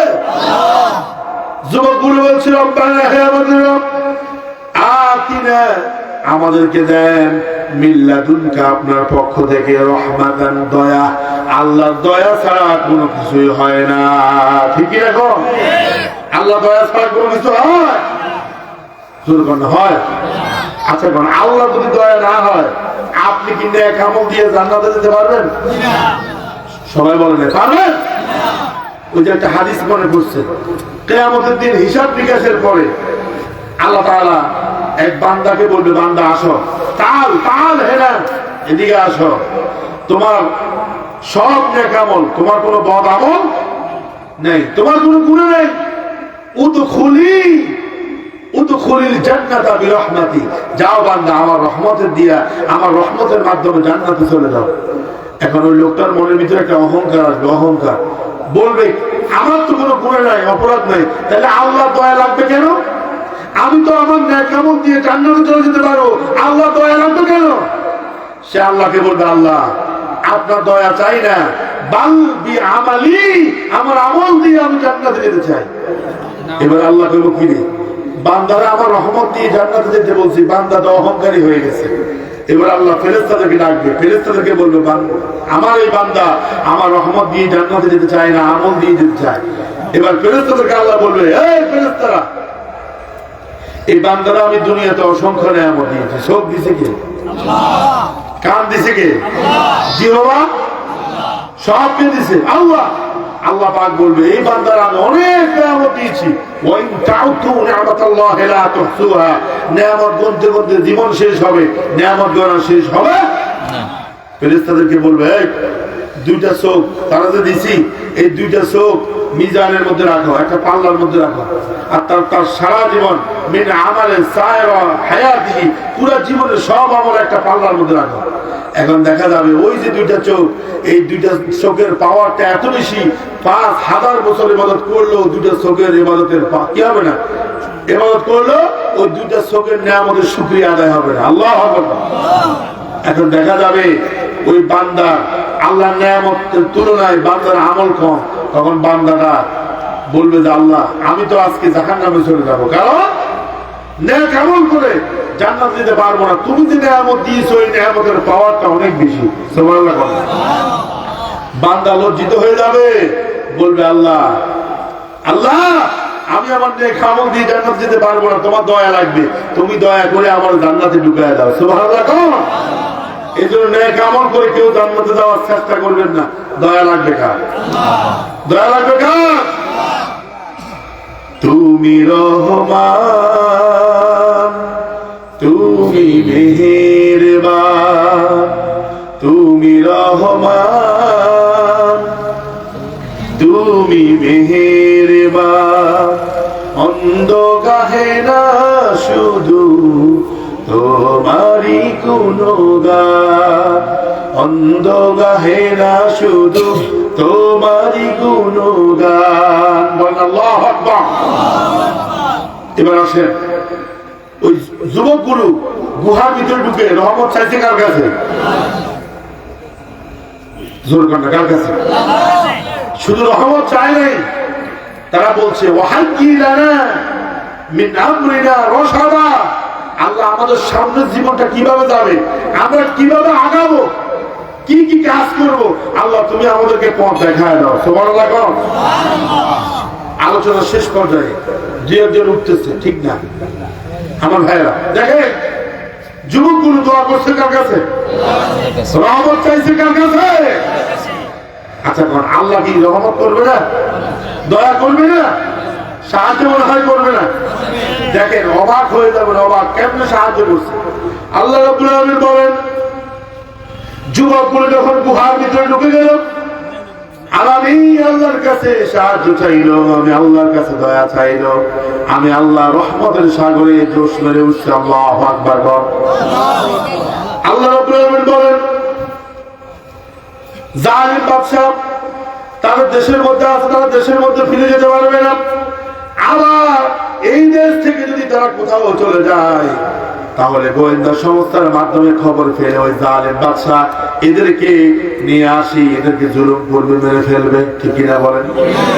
এজন্য আল্লাহ চিন্তা করছেন যতদিন জালেম সরকারের পতন না হবে, জালেমের স্বৈরাচারের পতন না হবে, ততদিন আল্লাহ তার নিজের জিম্মাদারিতে যুবকদেরকে গুহার মধ্যে রাখবে। আল্লাহু আকবার। এখন গুহার মধ্যে যদি রাখে তাহলে খাবারের দরকার আছে না ভাই? কথা বলে আছেন? খাবারের দরকার আসেনি? খাবার খাওয়া ছাড়া কি আমরা বাঁচতে পারবো? পারবো না। আমাদের রাসূলও খাইছে, সব নবীরা খাইছে, খাইতে হবে। আল্লাহ যদি এদেরকে বাঁচায় রাখে গুহার ভিতরে, কই যাইবো? না খাই মরে যাইবো। আমি একটা অলৌকিক ঘটনা দেখায় দিব। সুবহানাল্লাহ। আল্লাহ বলতেছে যখন গুহার ভিতরে 7 জন যুবক ঢুকছে, আর তাদের সাথে কি আছে ওরা ভুলে গেছে, একটা কি আছে? কুকুরটা তাদেরকে সাহায্য করার জন্য আসছে, নাম হলো কিতমির। আল্লাহ তাআলা বলেন ফাদরাবনা আলা আযানিহিম ফিল কাহাফি সিনিনা আদাদা। আল্লাহ বলতেছে আমি চিন্তা করলাম এদেরকে যদি আমি জীবিত রাখি তাহলে খাবার লাগবে, খাবার পাবে কোথায়? আল্লাহ কয় আমি এদের কানের মধ্যে, কান আমাদের কান আছে না, আল্লাহ কানের মধ্যে একটা পর্দা দিয়ে দিয়েছি। পর্দা কিসের পর্দা? ঘুমের পর্দা। আল্লাহু আকবার। আপনাদেরকে একটা কথা বলি, আপনারা যখন ঘুম যান আগে কিন্তু আপনাদের কান ঘুম যায় না, চোখ। আপনার প্রথমে চোখ ঘুমায়, এরপরে কান। আর যখন আপনি ঘুম থেকে জাগেন তখন আগে সজাগ হয় আপনার কান, পরে চোখ। এটা হলো বিজ্ঞানের থিওরি। কার থিওরি? আরে বিজ্ঞান তো থিওরি দিছে কয়েকদিন আগে, আর আমার আল্লাহ 1450 বছর আগে থিওরি দিছে। আল্লাহু আকবার। বিজ্ঞান হলো আজকালকার, আর কোরআন হলো শত শত বছর আগে। সুবহানাল্লাহ। না আল্লাহ কয় যুবকদেরকে আমি ঘুম দিয়ে দিছি, আর ঘুমের জন্য প্রথমে কানের ঘুম দরকার। অর্থাৎ কান যখন নিস্তেজ হয়, ডিস্টার্ব, দেখেন মশা যখন আপনি ঘুমাতে গেছেন, মশারি টাঙ্গান নাই, মশা যখন আপনার কানের কাছে আসি বো বো বো বো করে, ঘুমাইয়েন? ঘুম আসেনি? কি রে ভাই রাগ করছেন? জোরে করে ঘুম আসেনি? যখন বো বো করে তখন ঘুম আসে না। তাহলে কান যখন আপনার বন্ধ হবে, কান যখন ঘুমাবে তখন আপনার পুরো শরীর নিস্তেজ হয়ে যাবে। কিন্তু কান যদি সজাগ থাকে, চোখ বন্ধ, কান সজাগ, ঘুম কিন্তু। আল্লাহ কয় আমি ওই আসহাবে কাহাফের ইমানদার সাবধান যুবকের গুহার ভিতরে গেছে, আমার কাছে যখন রহমত চাইছে, আমার কাছে তখন তাদের কর্ম পদ্ধতি কি হবে, কোথায় যাবে, এই সিদ্ধান্ত যখন চাইছে, আমি কোনো কথা না বলে আমি এদেরকে ঘুম পাড়ায় দিলাম। সুবহানাল্লাহ। আরো দরকার না সুবহানাল্লাহ। আশ্চর্য এরকম ঘটনা শুনে তাদের ঘুম পড়ায় দিছে কে? আল্লাহ। সূর্য যখন পূর্ব দিক থেকে উঠতো, ডান দিক থেকে, তখন তাদের গুহার মধ্যে একটা আলো পড়তো, আলো। আল্লাহ এদের যেন ঘুম ডিস্টার্ব না হয়, যখন সূর্যটা উঠতো, সূর্যের আলো, প্রখর আলো গুহার মধ্যে যায় পড়বে।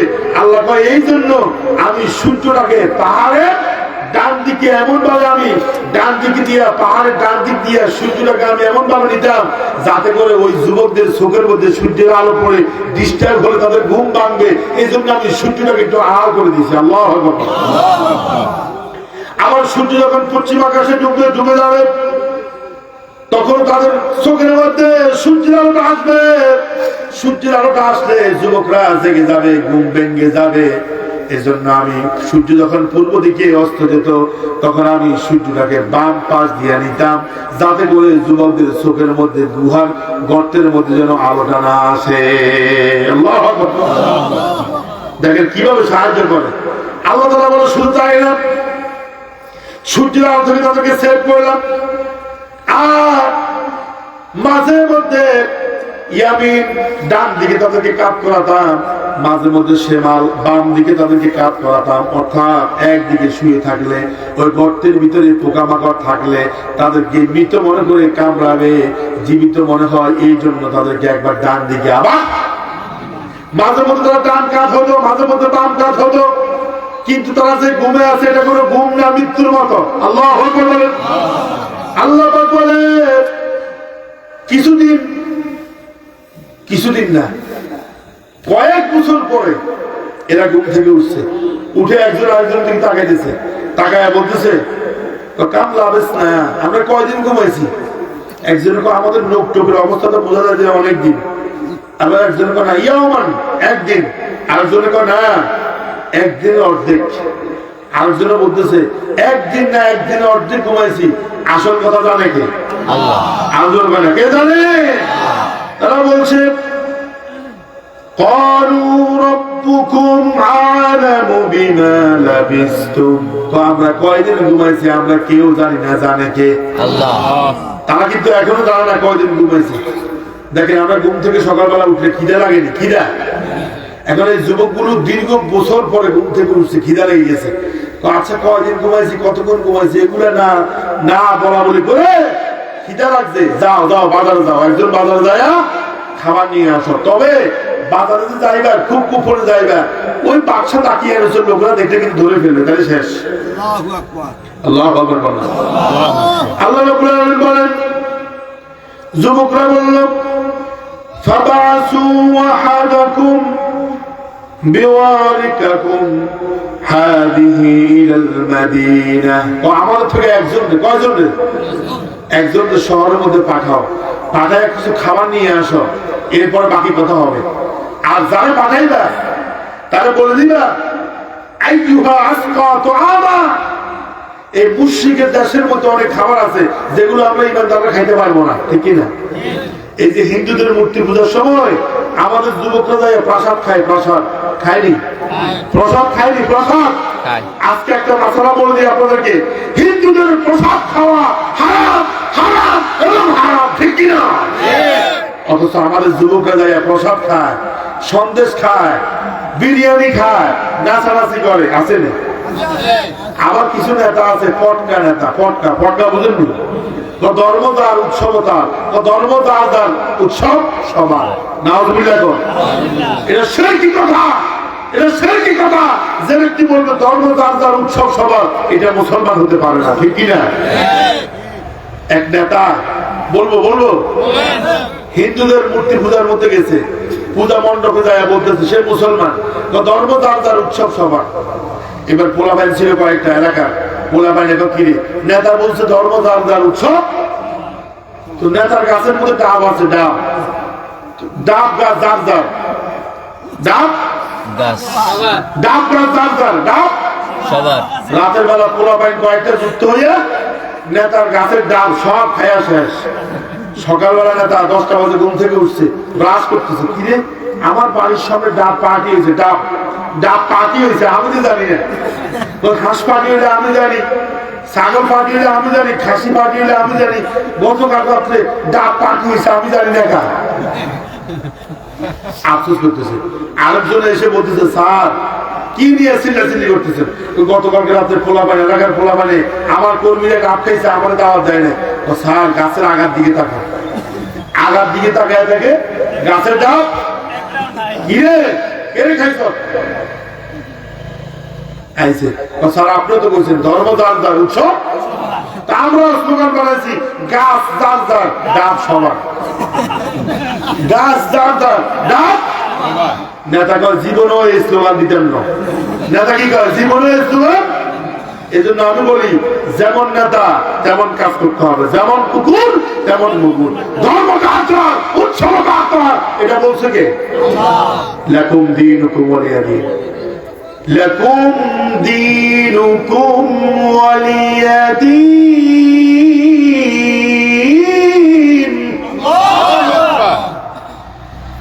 قل يا أيها الكافرون لا أعبد ما تعبدون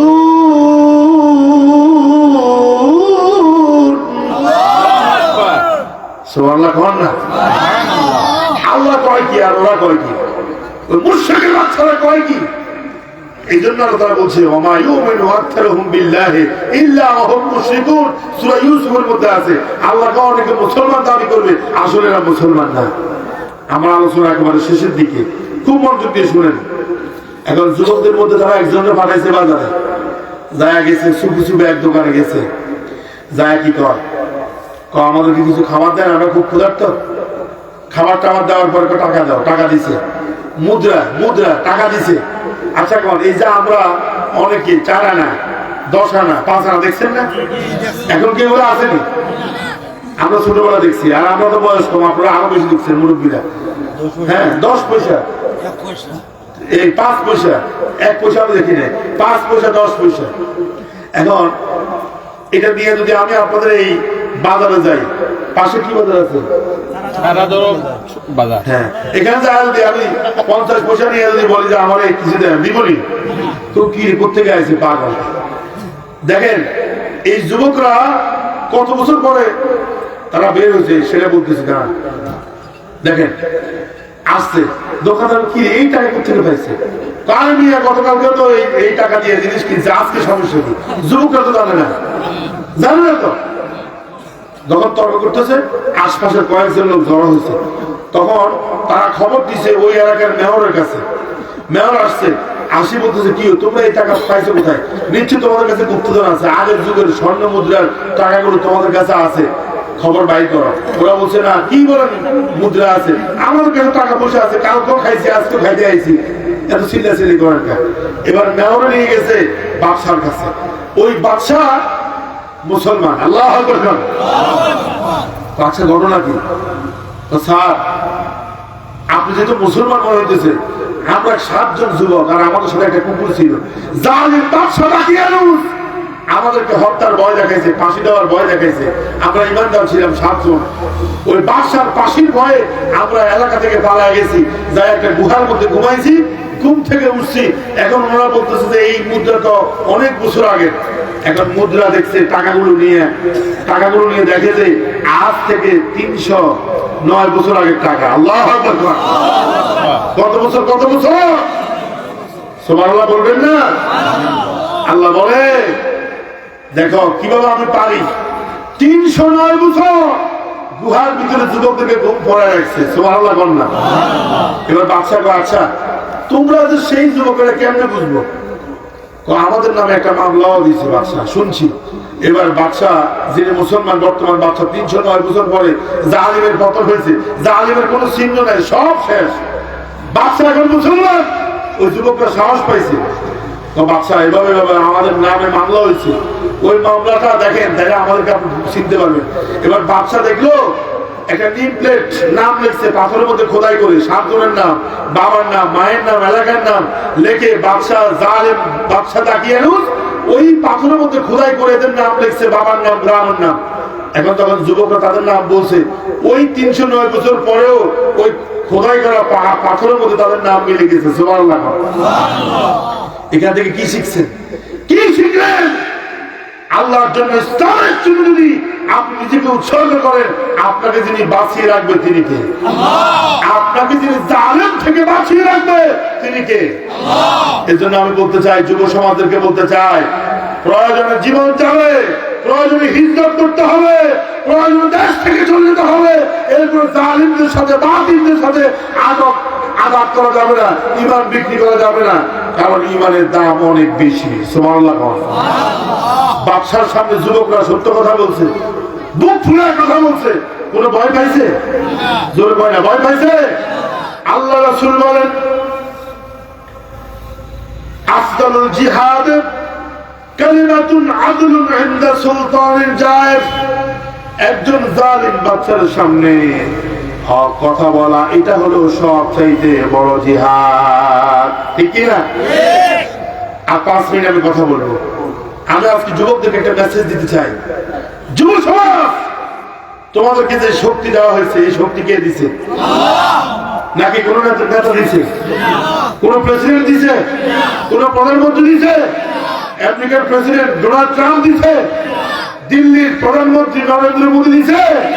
কে দিছে? যৌবনের শক্তি দিছে আল্লাহ। এই জন্য শক্তিটাকে আল্লাহর জন্য উৎসর্গ করতে হবে। কোন অন্যায় কাজের সাথে যুক্ত হওয়া যাবে না। বিশেষ করে বর্তমান সময়ে মদ, গাঁজা, ইয়াবা, ফেন্সিডিল, হিরোইন, আমাদের এই সিলেট এটা হলো সীমান্তবর্তী এলাকা, ঠিক কিনা? এখানে সীমানা দিয়ে ওই ভারত থেকে, মায়ানমার থেকে, বিভিন্ন দেশ থেকে ইয়াবা আসে। আজকে যুব সমাজ ধ্বংস হয়ে যাওয়ার অন্যতম একটা কারণ হচ্ছে ইয়াবা। ইয়াবা কি আমাদের সিলেটে আসেনি? একজনে বলছে মনে হয় নাই। যদিও থাকে, আমি বলবো ইয়াবাকে গুড বাই দিতে হবে। খবরদার, ইয়াবা এটাও মত, এটাও কি? ইয়াবার নাম দিচ্ছে বাবা। আপনাদেরকে বাবা বলে কি রে ভাই? বাবা না, আমাদের নোয়াখালীর দিকে বাবা বলে। রাসূল বলছে কিয়ামতের আগে মাদক দ্রব্যের নাম পরিবর্তন করে মানুষরা খাবে। যেভাবেই পরিবর্তন করেন না কেন, এটা হারাম, এটা হারাম, এটা হারাম। হারাম করছে কে? এই জন্য যুবকদেরকে আমি ভালোবাসি, যুবকরা আমাকে ভালোবাসে।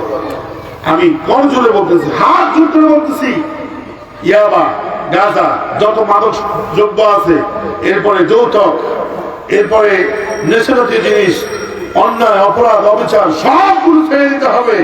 জীবনটাকে উৎসর্গ করতে হবে কার জন্য? আমি একটা ঘটনা বলি। রাসূল সাল্লাল্লাহু আলাইহি ওয়াসাল্লাম একবার একটা মজলিসের মধ্যে ওয়াজ করতেছে, এভাবে ওয়াজ করতেছে। একজন সাহাবী, তার নাম জারির ইবনে আব্দুল্লাহ রাদিয়াল্লাহু তাআলা, সে আসছে রাসূলের বয়ান শোনার জন্য। কিন্তু রাসূল সাল্লাল্লাহু আলাইহি ওয়াসাল্লাম দেখলো ওই যুবকটা বসার জায়গা পায় না, দাঁড়িয়ে আছে।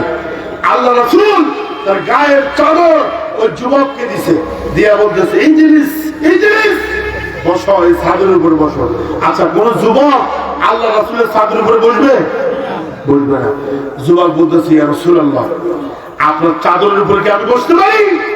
আকরামাকাল্লাহ, আকরামাকাল্লাহ কামা আকরামতানি ইয়া রাসূলুল্লাহ। হে রাসূল, আপনি আমার সম্মান করছেন, এজন্য আল্লাহ আপনাকেও সম্মানিত করুক। যুবক রাসূলের চাদরের মধ্যে চুমা দিছে।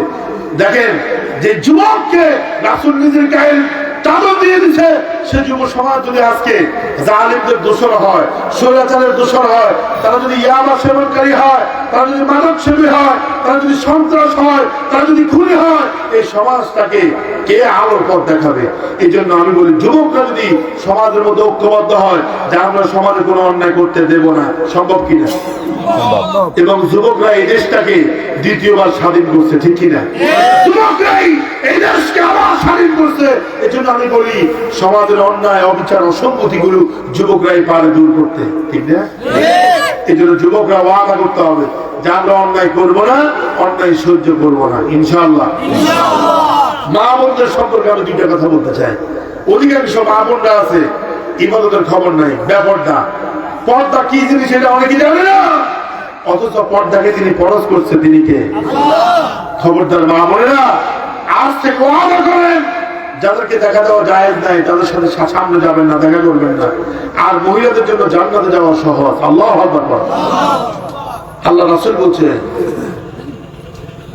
ইদা সাল্লাত খামসাহা, কোন নারী যদি 5 ওয়াক্ত নামাজ পড়ে, ও সামাত শাহরাহা, রমজানের রোজা রাখে, ও আতাআত বালাহা, স্বামীর আনুগত্য করে, ও আহসানাত ফারজাহা, নিজের সতীত্বকে হেফাজত করে, ফাতাদখুল মিন আইয়া আবওয়াবিল জান্নাতি শাহা, জান্নাতের যেই দরজা দিয়ে চাইবে ওই মহিলা ঢুকতে পারবে। সুবহানাল্লাহ।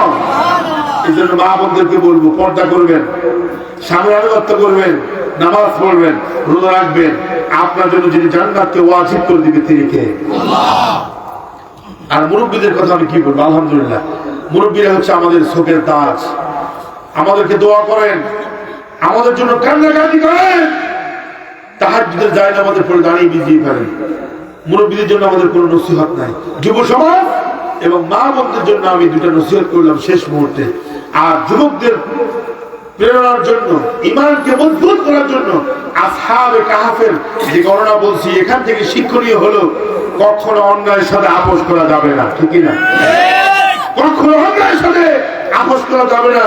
প্রয়োজনে কল্লা যাবে, ঈমান দেওয়া যাবে না। ঠিক না? 2, প্রয়োজনে শত্রুর উপর অবিচল থাকতে হবে, মিথ্যার সাথে আপোষ করা যাবে না। ঠিক না? 3 নম্বর শিক্ষা হলো ঈমান বাঁচানোর তাগিদে প্রয়োজনে হিজরত করতে হবে, এরপরও ঈমান ছেড়ে দেওয়া যাবে না। ঠিক না? 4, বিপদে মুসিবতে পড়লে দোয়া করতে হবে কার কাছে? সাহায্য করতে হবে কার কাছে? 5, সর্বশেষ কথা যেটা, সেটা হলো হালাল খাবার খেতে হবে। ওই যুবকরা বলছে বাজারে যায় আজকা তো আমান, যে খাবারটা পবিত্র সেটা আনবা, অপবিত্র খাবার আনবা না। আমরাও যা খাইবো পবিত্র খাবো, হারাম খাবো না, সুদ খাবো না, ঘুষ খাবো না, হারাম খাবো না। আমরা যেটা তয়্যিবাত পবিত্র, আল্লাহ পাক বলছে কুলু মিম্মা রাযাকনাকুম মিনাত তায়্যিবাত, পবিত্র খাও, আমরা কোনো হারাম খাবো না। এই 5টা শিক্ষা আজকে আমরা এই মাহফিল থেকে নিতে পারবো না ইনশাআল্লাহ। আল্লাহ কবুল করুন। এই তারাদরম মহিলা দাখিল মাদ্রাসাকে কবুল করুন। এই মাদ্রাসার জন্য যারা জমি দিয়েছে, জায়গা দিয়েছে, টাকা দিয়েছে, পরিশ্রম করছে, এখনো বিমুক্ত হয় নাই, যারা চেষ্টা করে যাচ্ছে, আল্লাহ পাক যেন এই মহিলা মাদ্রাসাকে আল্লাহ কবুল করে। আমিন। এখানে আমার বোনেরা যারা পড়ে, আল্লাহ যেন এদেরকে মেধা বুদ্ধি বাড়িয়ে দেয় এবং এদেরকে যেন উত্তম পাত্রের কাছে প্রাপ্তস্থ করতে পারে, তার গার্ডিয়ানরা আল্লাহ যেন কবুল করে বলে না। আমি বলি শুনেন, আখিরাত পাইতে চাইলে নিজের ছেলে মেয়েকে মাদ্রাসায় পড়াবেন, এরপর আপনি দিন শিখানোর পরে স্কুল কলেজে পড়ান, সমস্যা নেই। কিন্তু প্রাথমিক পর্যায়ে আপনি এদেরকে দিন শিখাবেন, ইসলাম শিখাবেন, ঈমান শিখাবেন। নতুবা কিয়ামতের দিন আল্লাহ আপনাকে ধরবে, বলবে তুমি যে তোমার সন্তানের দায়িত্বে ছিলে, তুমি এদেরকে দিন শিখাইছো, ইসলাম শিখাইছো, নামাজ শিখাইছো, ঈমান শিখাইছো, কিচ্ছু শিখাও নাই। তখন আপনাকেও আল্লাহ জাহান্নামে নেবে। ঠিক কিনা? এই জন্য এই মাছের জন্য দোয়া করছি, আমার মুরব্বীদের জন্য দোয়া করতেছি, যারা এই প্রতিষ্ঠানের ওয়েল উইশার আছে তার জন্য দোয়া করতেছি, আপনাদের জন্য দোয়া করবো, আল্লাহ যেন আপনাদেরকে এই প্রতিষ্ঠানের ওয়েল উইশার শুভাকাঙ্ক্ষী হওয়ার তৌফিক দান করেন। তা আমার আগের বক্তা তিনি কালেকশন করছে, আমি কি আর কালেকশন করবো? মেহমান 12 ঘন্টা সফর করে আপনাদের এখানে আসছে, ফজরের পরে 7টা রওনা করছি, এখানে 9টার কিছু কাছাকাছি সময় আমি এখানে আসছি, প্রায় 12 ঘন্টার উপরে জার্নি করে আসছি। বুঝেন তো, আপনারা আমাকে দাওয়াত দিয়েছেন, বিশেষ করে আমার প্রিয় ভাই, আমার মহাব্বতের কলিজার টুকরা ভাই আশরাফুল স্যার আমাকে ইনভাইট করেছে। উনি অসুস্থ, জন্ডিস। আমি আমার ভাইয়ের জন্য আজকের এই বরকতময় মাহফিল থেকে দোয়া করছি, আল্লাহ পাক যেন আমার ভাইকে মাফ করে দেয়, ওনার সন্তানকে যেন মানুষ করে এবং ওনাকে যেন সুস্থতা নেয়ামত দান করে, বলেন আমিন। আর যদি কেউ আমার সাথে মুসাফা করে 500 টাকা 1000 টাকা দিতে চান, আমার এক ভাই আসছে, তাহলে শেষ মুহূর্তে দোয়ার আগে, আমি মুসাফির, রাসূল বলছেন 3 জনের দোয়া কবুল হয়, মা বাবার দোয়া, মুসাফিরের দোয়া, নাজমের দোয়া। আমি যেহেতু মুসাফির, শেষে দোয়ার আগে 5 মিনিট আপনাদের কাছে চাচ্ছি, যদি এই প্রতিষ্ঠানের জন্য আপনারা দিতে চান, আমার হাতে মুসাফা করে, আমি গুনাহগার, মুসাফা করে দিবেন ইনশাআল্লাহ। এরপর আমরা দোয়া করে এখান থেকে বিদায় হয়ে যাব। কালাম সাহেব, কুমিল্লা। জনাব কালাম সাহেব কুমিল্লা 1000 টাকা দিবেন এবং হারুন ভাই 1000 টাকা। জি, কালাম সাহেব কুমিল্লা 1000 টাকা, হারুন ভাই 1000 টাকা। আমার আরেক ভাই আসছে, আলহামদুলিল্লাহ উনি কিছু টাকা দিয়েছেন। ভাই 100 টাকা দিয়েছে। জি মাশাআল্লাহ। আমার সাথে একজন আসছে মেহমান, আমার প্রিয় ভাই মুজাহিদুল ইসলাম, ইসলামের একজন নিবেদিত কর্মী, উনিও 500 টাকা দিয়েছেন। আমার সাথে মেহমান আসছে, তো মেহমান যদি দিতে পারে, আপনারা না দিলে তো উনি বলবে যে এখানে সিলেটের মানুষেরা আমার সাথে মোসাফা করে। আলহামদুলিল্লাহ বাংলাদেশের সব জেলায় আমার দেওয়া হয়েছে, যারা দিবেন আমার সাথে মোসাফা করে যা পারেন, 50 টাকা, 100 টাকা, 200 টাকা, 500 টাকা, আমি চাইবো না কারো কাছে। আসেন, মাশাআল্লাহ আমার ভালোবাসার ভাইরা দিচ্ছে। আল্লাহ আপনি তাকায় দেখেন, গভীরতা আপনার বান্দারা দিচ্ছে, কয়েক গুণ বাড়িয়ে দেন। আল্লাহ অর্থনৈতিক স্বাবলম্বী আল্লাহ আপনার করে দেন। আল্লাহ আমার ভাইরা দিচ্ছেন, প্রাণ করে সবাই আসতেছে, মেহরবানি করি।